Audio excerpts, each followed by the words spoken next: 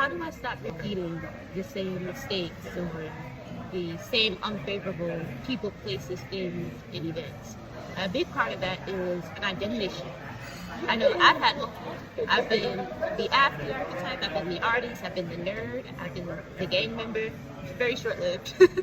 And we'll explore that a bit more in this episode, the identity shift, part of the 10 testimony journey series, turning adversity into blessings.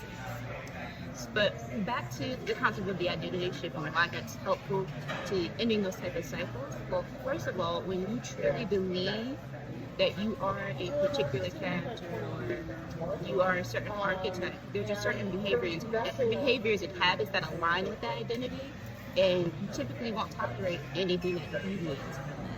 And I can give you some examples. So I recall, first of all, why I got into the game for that 1 month period. I was assaulted by my boyfriend's older brother. He was my boyfriend at the time. This was in 8th grade summer going into my freshman year of high school. And yeah, I was assaulted. And perhaps I can go into that in another episode, maybe even later in this episode. But after that happened and seeing who showed up for me and who didn't after that situation, I left that friend group and I went looking for companionship. I went looking for other friends who I knew would be loyal and who would look out for me. So it just so happens that around that same time I started hanging out around the East Orange Library, and I met my group of friends. I had this one guy ask me, he said, "Do you want to be..." I was getting ready to say the name, but I'm like questioning if I should. In other words, he asked me if I wanted to be part of their crew, or just say the crew. And I said, yeah, what's that? And he goes, well, we're like a family. It's a clique. I said, oh, okay, I'm cool with that. So I show up a couple more times hanging out, and then there is, I want to say like a week or two later, there was a meeting. And in that meeting, they were discussing what it takes to be initiated into this clique. You had to get jumped in. And that's when it was said to me, like, wait a minute. This might be a little bit more than just a crew or a group of friends who are like family. But at this point, I'm like, F it. You know, I have my new social circle. I feel comfortable. So why not? I get jumped in by 2 other girls. And now I'm officially part of this crew. Everybody that's in this crew is part of a different blood set of some sort. Mine, the one that I was repping at the time, was considered shy. And it was so left field from what I was usually doing, because again, I've experienced multiple identity shifts, including the athlete, the nerd, the artist, all of the above. And I was just so focused on being in the books and being on the track field that it was different. It was different.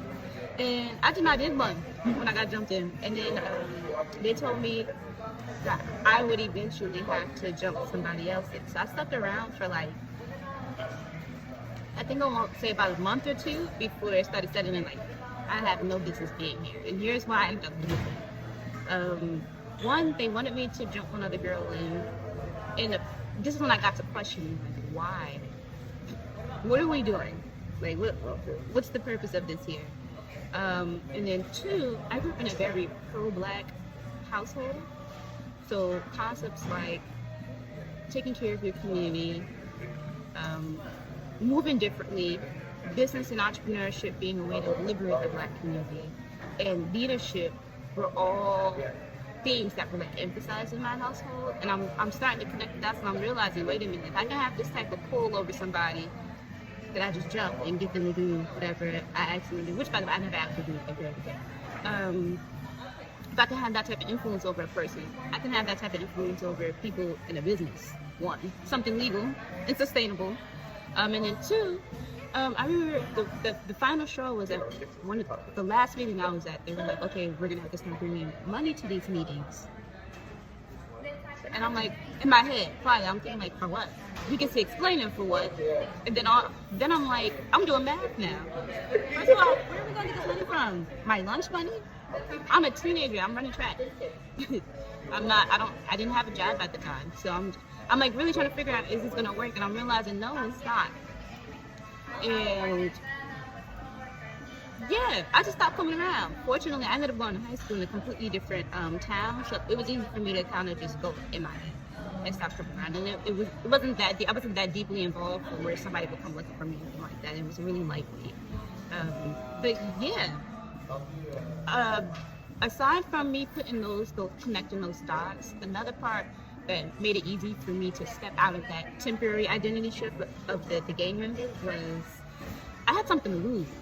So with me running track and being a high performing athlete at the national ranking, I was like number 27 in the nation in 3K or the 2K, one of those races. And you really had to be careful with what you were doing because you don't want to get your title stripped away from you. You had to make sure that your blood is clean, no smoking, any of that. And then two, don't be involved in any activities that could somehow impact your ability to continue running track or being eligible to stay on the team. So yeah, I said, just not worth it. I don't see a good return on my investment of time. I don't really see a reason for me to keep coming to these meetings. I'm not about to go beating up on nobody for no reason. I had something to do, so I did. So that was one of the, again, short-lived identity shift. And the decision was made out of, trauma, right? Because again, I was assaulted by my boyfriend's older brother at the time. Another identity shift I had was me going back into focusing on track. And I got to about my sophomore year of high school, and I had to figure out, okay, am I gonna make this a profession? Am I gonna use track to get a scholarship? Or is this just a passion of mine? And I got to figuring out what I really wanted to do after college, and that was entrepreneurship and business.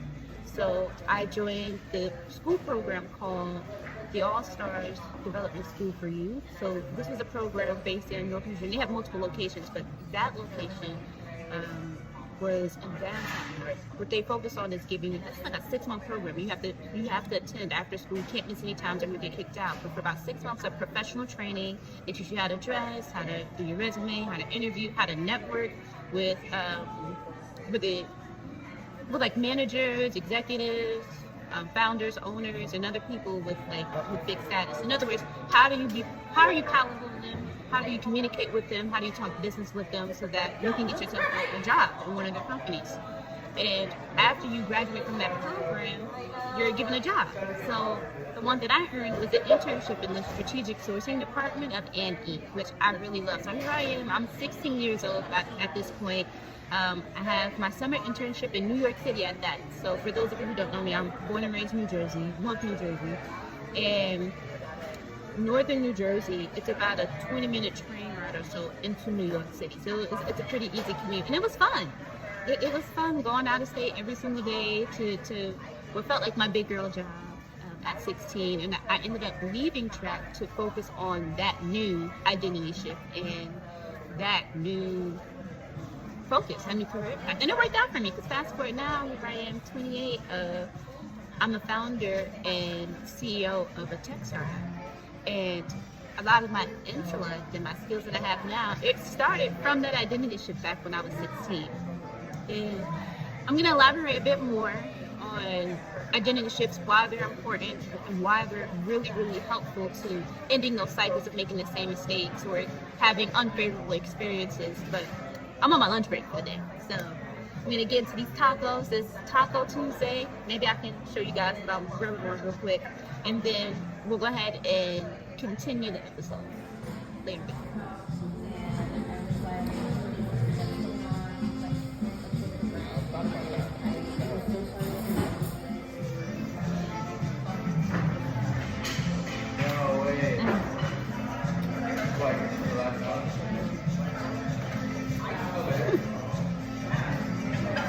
Oh, good. Okay. So now that I'm back home, I am preparing some of my food for dinner. Let's see where we left off at.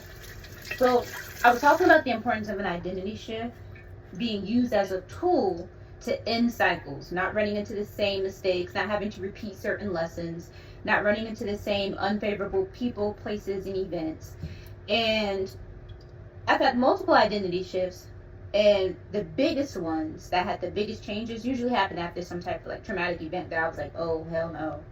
I don't want to experience that ever again. So I talked about the one identity shift I had where, oh, what's happening with my mic? I'm not sure what's happening with my mic, and I don't feel like letting my microphone be the reason why I don't finish this journal series episode today. So yeah, we're gonna rock it out with no mic. Do it imperfect. So yeah, I talked about how one of the major events that caused me to have like one of my biggest and earliest identity shifts was when my middle school's boyfriend's older brother assaulted me while I was still his girlfriend. And that same week, I also found out that boyfriend was cheating on me with my cousin. And in that time, I was reflecting on, you know, what are the signs of a real friend? What type of person will tolerate people that show signs that they aren't genuine? And how do I avoid being that person, right? Then again, going into looking to for a new group of friends and still exploring what my standards are for friendship, ended up in a clique, which was technically a gang or a set, whatever you want to call it. But it was like a sample of the street or gang lifestyle. A little bit of a thrill, again, short-lived, a month, maybe 2 or 3 months now that I think about it. Because let's see, the assault happened around August of, what was that, 2010? So I started high school September, indoor season started, or training for indoor season started. No, actually, because I ran cross country too. Cross country started, and that was usually like maybe a month or two into. So I think maybe about a month and a half or so. I had another identity shift. Kind of reverted back into like the focused student athlete, and avoiding anything that would jeopardize my eligibility to be on a team and to maintain any titles that I earned. And then having another identity shift when I decided that I was going to focus on the skills needed for what I want to do after college, which is entrepreneurship, business, and tech. So we talked about the major identity shifts where it's like a complete 180. But the next thing I want to talk about are the not minor identity shifts, but the minor adjustments that you can make, which still count as an identity shift. It's just not as drastic as going from being a student athlete to the gang member, to the artist, back to the student athlete. So around my college freshman year, I started having an additional shift. So I had just got out of an abusive relationship. I was with that guy from December 2010 all the way to July of 2014 or 15. It was like 4.5 years or so. And that sparked my next biggest identity shift. And that one was related to me not feeling aligned, again, to anything that is abusive, anything that causes harm to someone, anything that is damaging to your mental health. And the biggest part that helped me is realizing that when you believe you are a certain character, so for me, I truly believe that I was a woman worthy of respect. I was a business owner, a debt-free multimillionaire philanthropist with a positive impact around communities around the entire world. A beautiful portfolio of business projects, innovations, and inventions. I had a portfolio of how many people I've impacted and helped grow. And I had to consider, well, would that type of woman tolerate the behavior that I, the former identity, was tolerating then? Would that type of woman even be hanging around in the environments that those type of people are hanging around? And the answer was no. So to answer a question that I've gotten quite a few times, again, how do you break those cycles? How do you avoid making the same mistakes? How do you stop repeating the same lessons and stop encountering unfavorable people, events, and environments? It's the identity shift. So if you happen to have any additional questions about my story, definitely let me know. Again, this was the episode Identity Shift, part of my Tea and Testimony journal series, Turning Adversity into Blessings. See you later. One more thing. Okay, so in the midst of me multitasking, I forgot a really important piece of my life story when it comes to identity shifts. how I became who I am now, what I am now, Faiza Loon.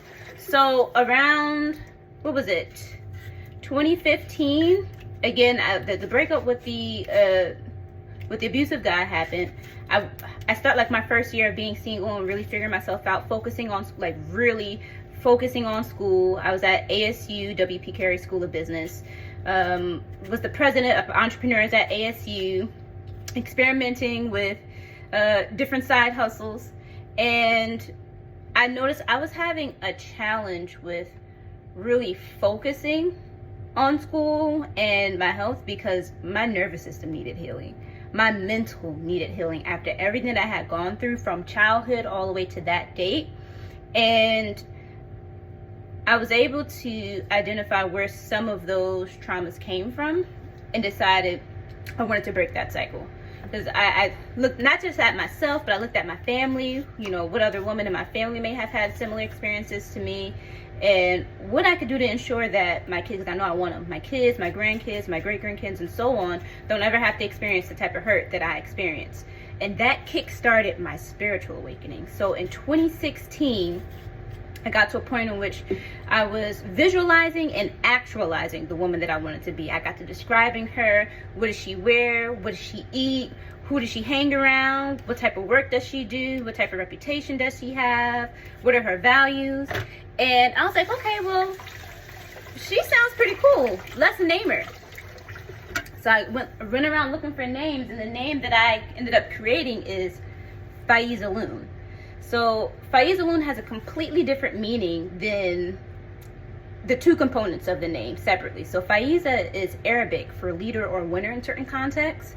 Loon comes from the word lunar, which is Latin. Together, though, it means I lead like the moon, where even in the darkest of times I still provide light. And just as the light from the moon is not from itself, but a reflection of light from the sun, my knowledge is not innate.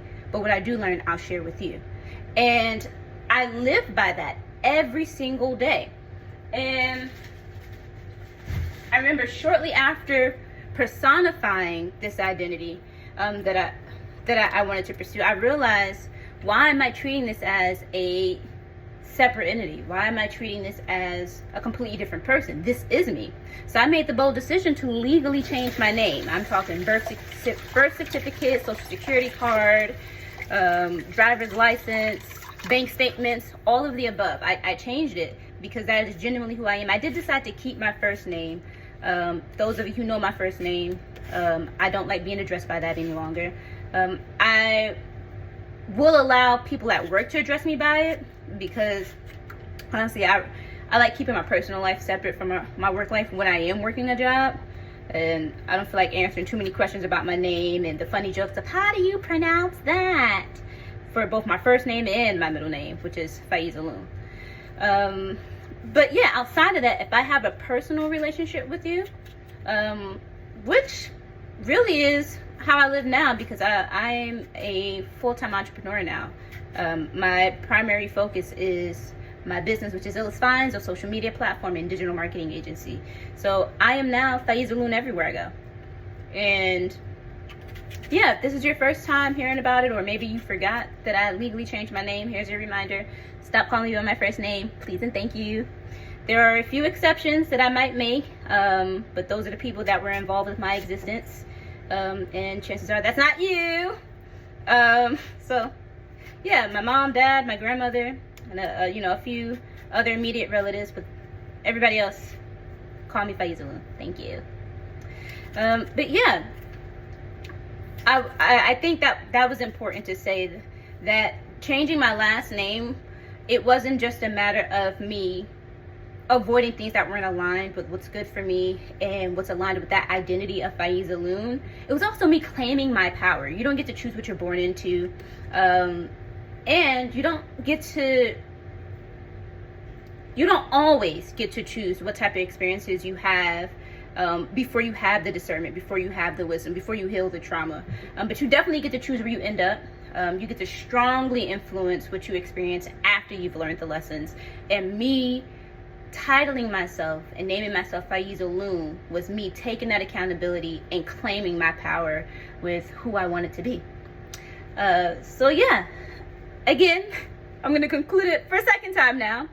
If you guys have any other questions, you know, about your own personal journeys, or you want more of my testimony or examples of how you can take those type of strides yourself, let me know down in the comments, and I'll get back to you. See you guys.